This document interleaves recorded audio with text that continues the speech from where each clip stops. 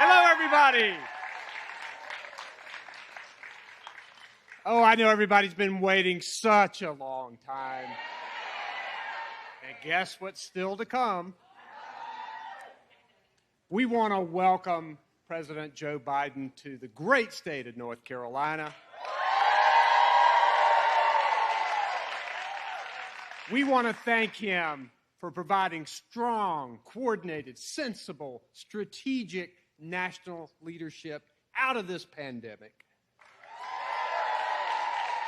We want to thank him for helping us with testing, getting us vaccine in a reliable and predictable way, and partnering with governors, both Democratic and Republican, across the country, setting up sites and getting shots in arms. Thank God for these vaccines.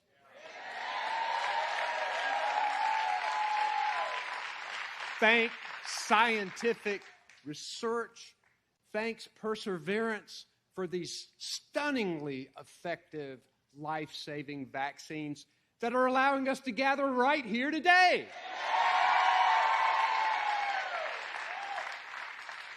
And thank you to President Biden for setting the example of strong, compassionate leadership for this country and putting people first.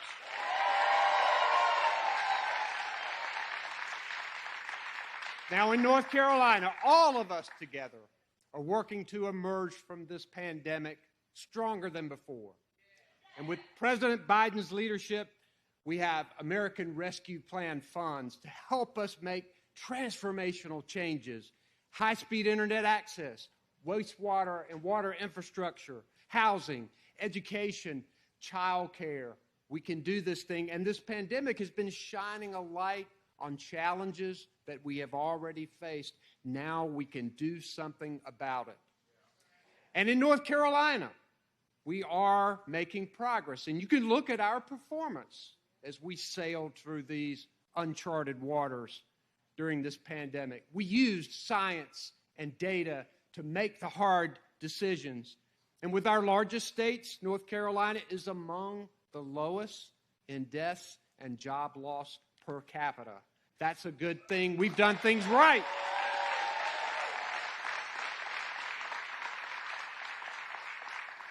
And with our vaccines, we've administered almost 9 million doses. We've gotten about 55% of our adult population with at least one shot and about 82% of 65 and over with at least one shot. But we are still not where we need to be. And that's why we are here today. That's where you guys come in. That's where you guys come in. You're going to go out into these communities talking with people. You will have the power to save lives. You will have the power to persuade the hesitant. You can tell them about your own story with vaccines. You can listen to them. You can let them know that you care. You can let them know that they just aren't protecting themselves when they get a vaccine, but protecting their family, their friends, and other people. And you can tell them you too can win $1 million if you just get your vaccine. And for those 12 through 17, you can win a full college scholarship. We had a drawing yesterday. We're going to be making an announcement soon. There are 3 more to go, so let them know. We will get this done. We will get it done. One call, one visit, one house, one conversation, one person, one shot at a time. Together, we will get enough people vaccinated to put this pandemic behind us for good.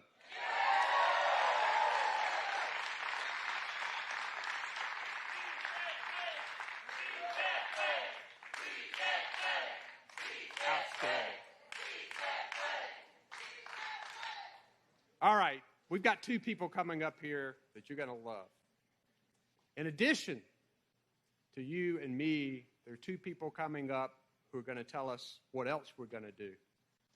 We have a North Carolinian who has come back. She's just finished her first year at Princeton University, and she is back helping our communities. And she's working to get shots in arms. And when I see students like her stepping up, it makes me know that North Carolina is going to get through this even stronger than before. And I'm excited about that. So let me introduce to you our very own Ivy Jones, who is going to introduce to you the President of the United States of America, Joe Biden.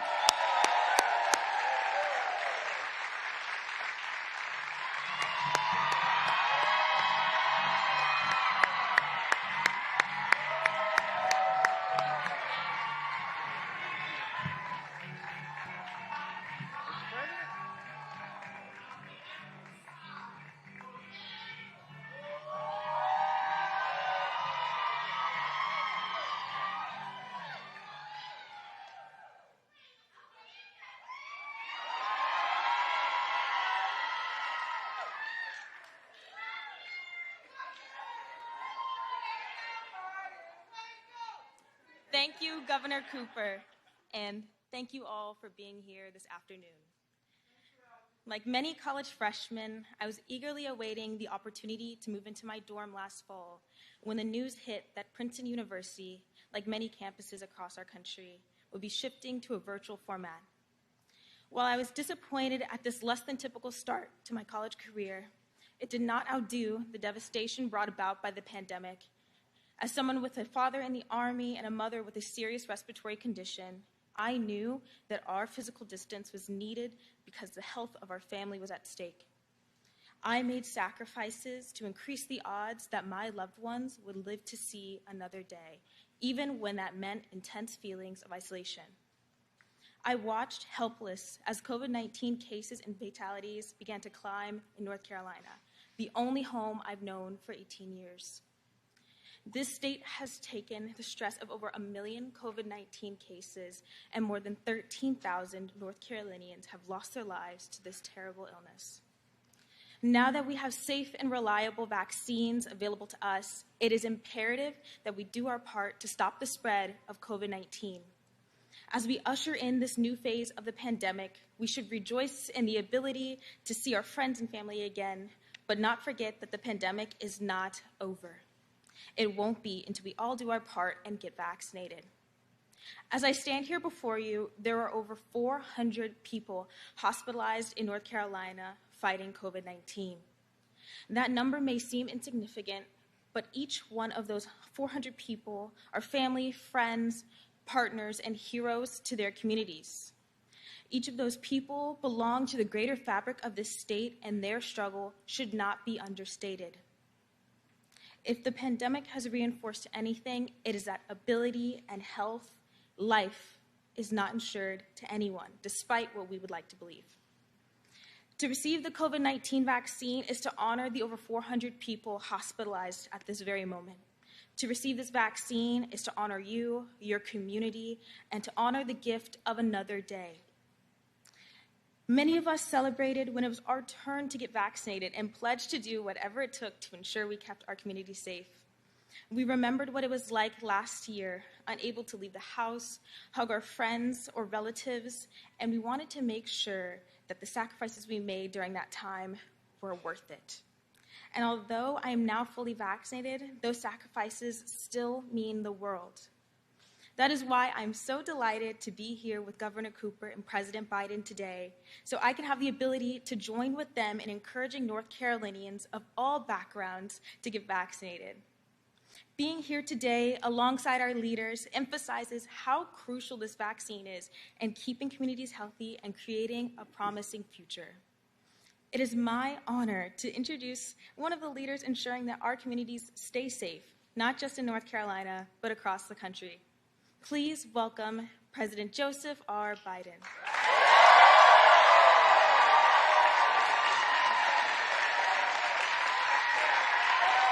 Hello, Raleigh.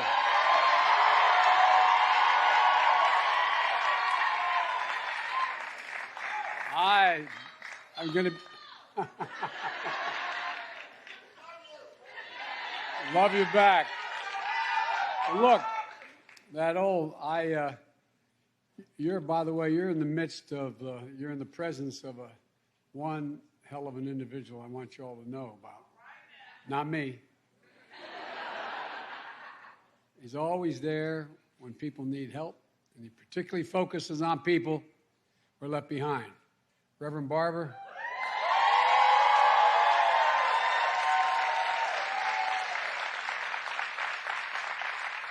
Thanks for all you do, Rev. Ivy, thank you for that introduction, and for everything you're doing.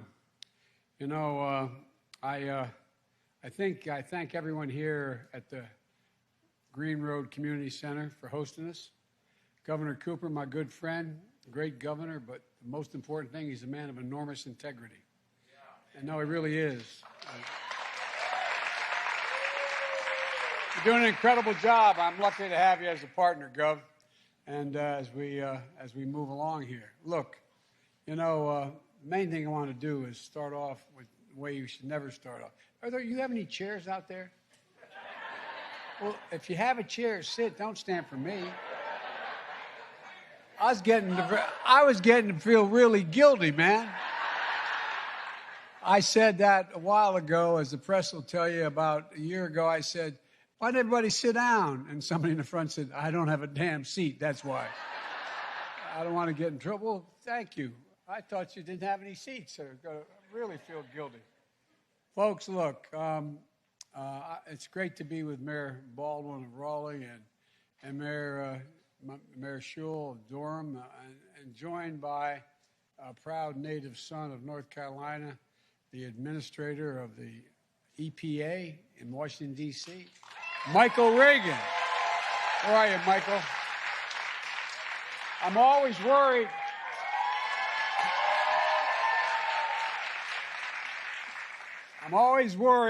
When I come back to North Carolina, Michael's with me, that the governor's going to take him back. But I need him. Look, folks, he's doing one heck of a job at EPA, and if you want to talk about health, think about the environment. Think about what's being done, what we're changing at EPA, and it makes a big deal. It's also out there across the state encouraging people to get vaccinated as well. I wanted to come to Raleigh to thank everyone in this room for everything you're doing to get your community vaccinated. It matters. It matters. You're saving lives. That's not hyperbole.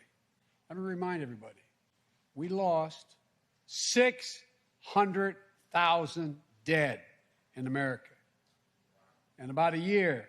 That's more than every life lost in World War I, World War II, the Vietnam War, Iraq, Iran, across the board, Afghanistan. More lives lost in a year than every major war in the 20th century and the 21st century. And guess what, folks? There have been lives lost all around the world. In America, I might say, I didn't plan on saying this, but I'm going to anyway. We have an obligation in the United States of America to live up to who we are. America is the only unique nation. We're the only nation formed based on an idea, not an ethnicity, not on ideology, not idea. We hold these truths to be self-evident, that all men and women are created equal, etc. Well, here's the deal. There are over 100 countries in the world that have no capacity to help themselves right now. None. And that's why I got somewhat criticized, but that's why I've worked so darn hard. After being able to nail down in the first 100 days over 60 million doses of vaccine for Americans, I went to Europe to meet what they call the G7, and then with NATO, and then with the EU. And I promised that the United States, the remainder of this year and the first half of next year, is going to provide 1 billion doses to the rest of the world. 1 billion doses.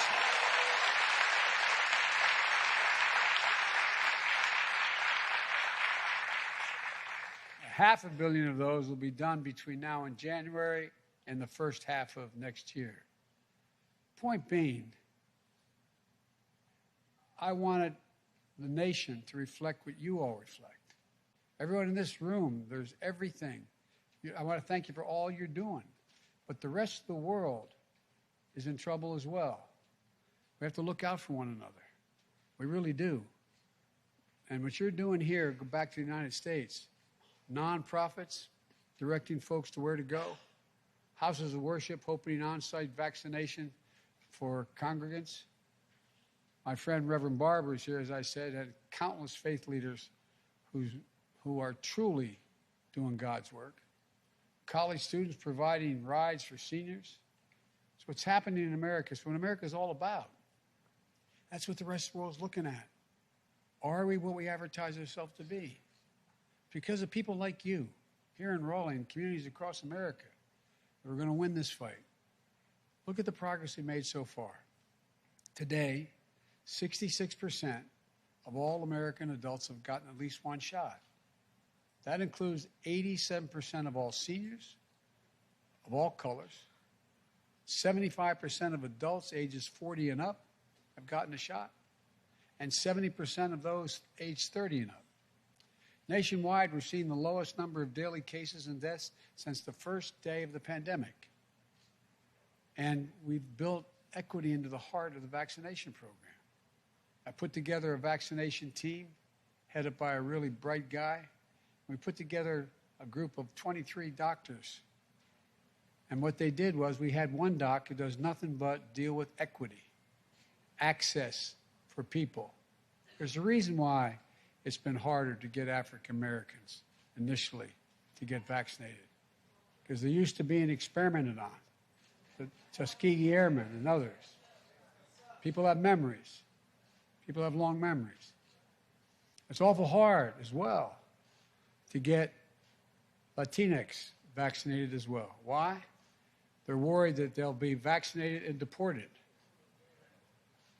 So look, from day one, something that Governor Cooper has been totally focused on is making sure we get as many people vaccinated, particularly people who don't have access to health care usually, who don't have doctors, family physicians, et cetera. 73% of the shots administered at community health centers through the federal program we have, and more than 58% of the shots administered in federally run vaccination sites have gone to people of color. It makes a gigantic difference. And across the nation, people of color have accounted for more than half of all the vaccinations in the last month. The more we close the racial gap in vaccination rates, the more lives we can save. And if I can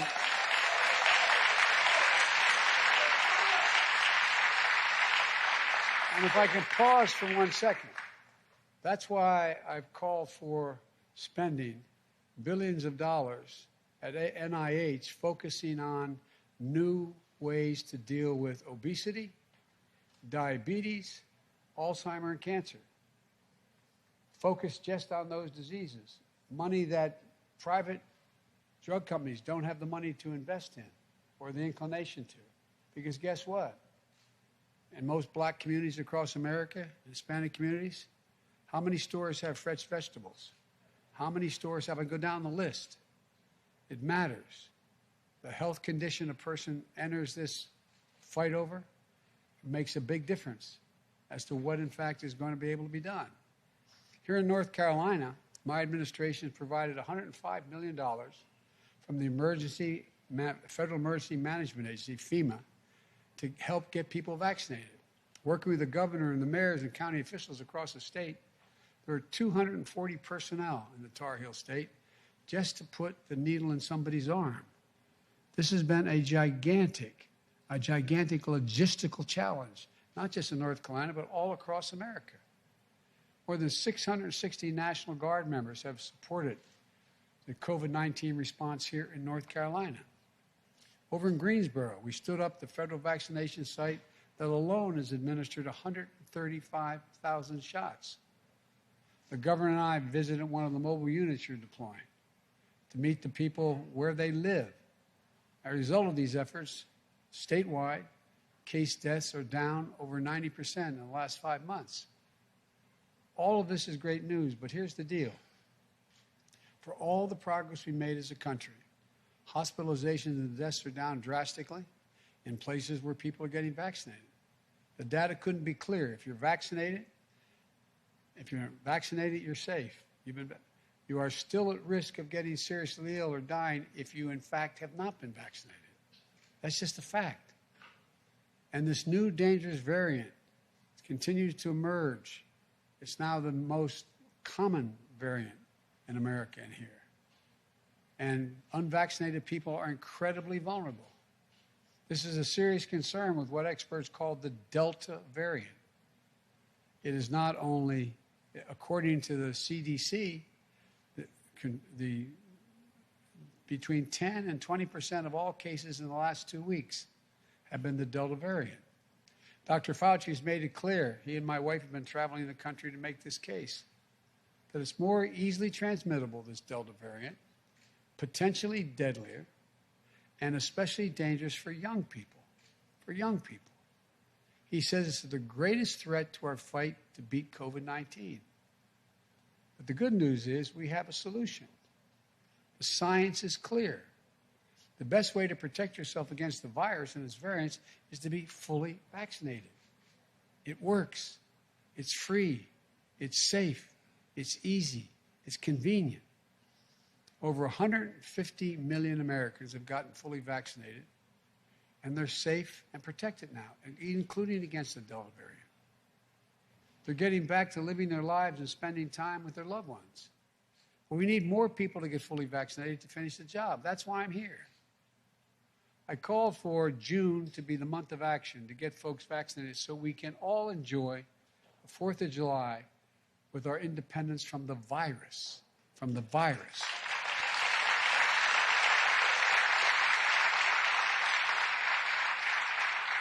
If you're already vaccinated, make sure your family and friends are vaccinated. Help them make a plan to get vaccinated. If you've gotten your first shot, make sure you get your second one to be fully protected. It's a big deal. And if you're not vaccinated, don't put it off any longer. Just do it. Just do it. And it's never been easier. Never been easier to do it. Text your zip code to 438829. 438829.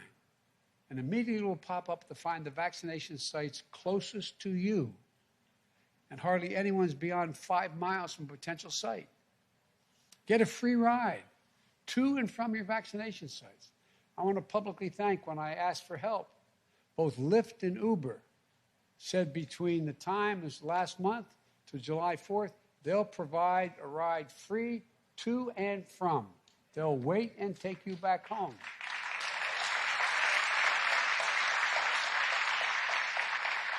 Thousands of pharmacies are offering no appointment walk-in vaccinations. More than 1,400 pharmacies are in North Carolina that do that. They've already administered 2.2 million shots, these pharmacies. Many of them are open 24 hours on Fridays. So go tomorrow if you've not gotten it done. Or when you're going out knocking on doors, tell them tomorrow, 24 hours. The majority of these drugstores are open. Get it done. Get it done, and they get it done at their convenience. And if you still have questions, that's okay. Talk to people who you know have gotten the shot. That's what you guys are out there be doing, knocking on doors. Talk to your doctor or your health provider. If you don't have one, physicians know it's the right choice to get vaccinated to protect themselves, their patients, and their communities. And listen to North Carolina's own Dr. Kizzy Colbert. You know, from Hurdle Mills, just about an hour north of here. She's a scientist at NIH that I met several weeks ago, who helped develop the COVID-19 vaccine. A vaccine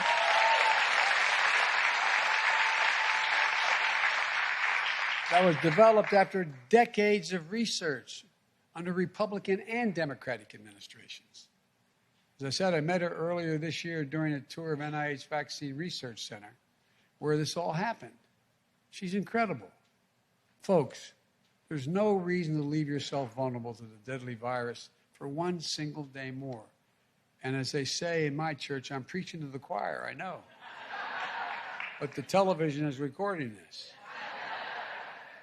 Make the case. Let people know getting vaccinated is not only maybe going to save their lives, but save their mother, their father, their child, their son, their daughter, their coworker. So please get vaccinated.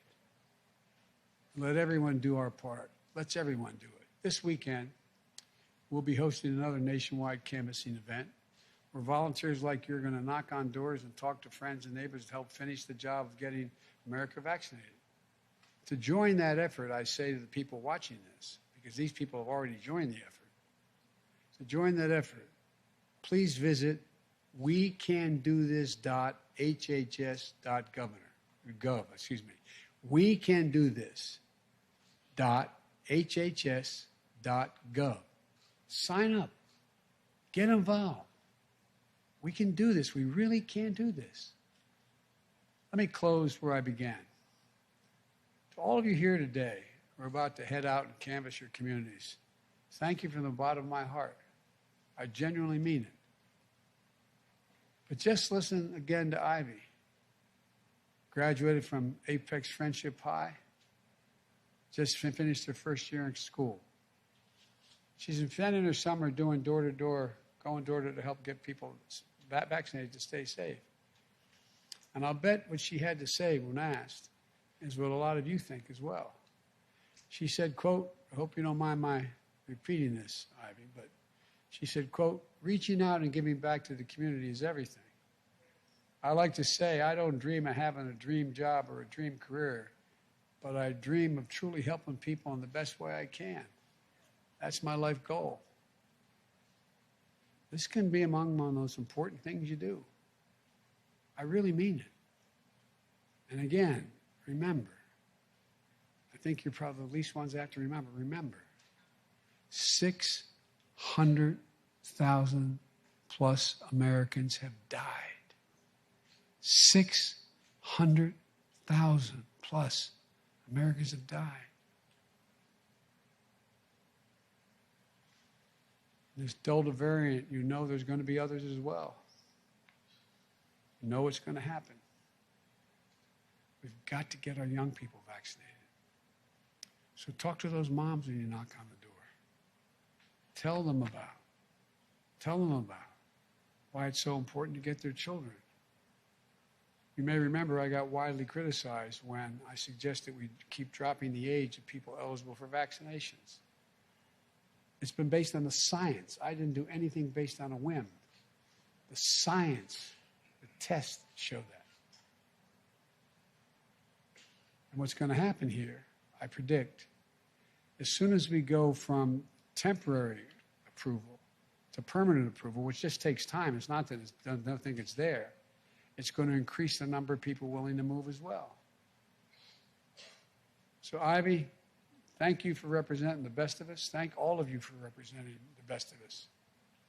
You've all got the whole world in front of you. And, you know, it's because of people like Ivy and all of you why I have so much faith in the future. I'm not being, you know, if you notice, I've been fairly criticized for being optimistic. I've been fairly criticized because I think we can actually pull people together. When I ran for president, I ran for 3 reasons. I said one was restore the soul of America, just basic decency, looking out for one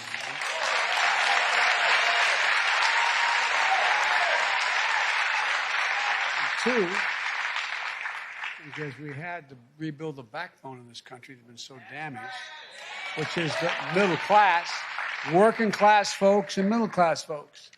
It's about time to build the economy from the middle up and out, and from the middle class up. That's what we have to do. Folks, let this be the summer of joy and freedom. Let it really happen. Let's celebrate the 4th of July with the independence from the virus. We can get this done. we really can get this done, and we really can do it. But you know what? I said the third reason I was running was to unify the country. Well, folks, it's never been as divided as it is today. Never been as divided as it is today since the Civil War. And folks, it's such a waste of talent, such a waste of time. And the rest of the world is looking at us. The rest of the world is wondering whether or not can we really lead the world again. The last 4 years have been devastating to our leadership around the world. I'm not making, but it's true. But here's the way we lead. Like you always lead. Those who lead better than I and others. They lead by example. And the example is twofold. And I'll end with this. One, it's making sure we do everything in our power to walk that extra mile, to knock on that door, to pick up the phone, to actually pull up in your own vehicle and take someone who needs to get to a vaccination site. Convince them. Let them know why it's so important. Let them know. Because people respond to individual relationships, even new ones. I got it. My brother got it. My sister got it. I took my daughter and she got it, etc. And secondly, let the world know that when it comes down to life-saving initiatives, no matter where they are, where they come from us, we should share them with the world, the whole world. We're even giving some of these vaccines to nations that are not our friends because the people are not the ones who are not our friends, the leadership. So, folks, there's a lot we can do. As I said, I have faith in your generation. The reason I'm so optimistic is because you're the most incredible generation in American history. I'm not being solicitous. Number one, you're the least prejudiced generation in history. Number one. Number two, you volunteer the most any other generation, including my vaulted generation of the 60s. I mean it. We are proud of what we did, but you volunteer. Number three, you're the best educated generation in the history of America.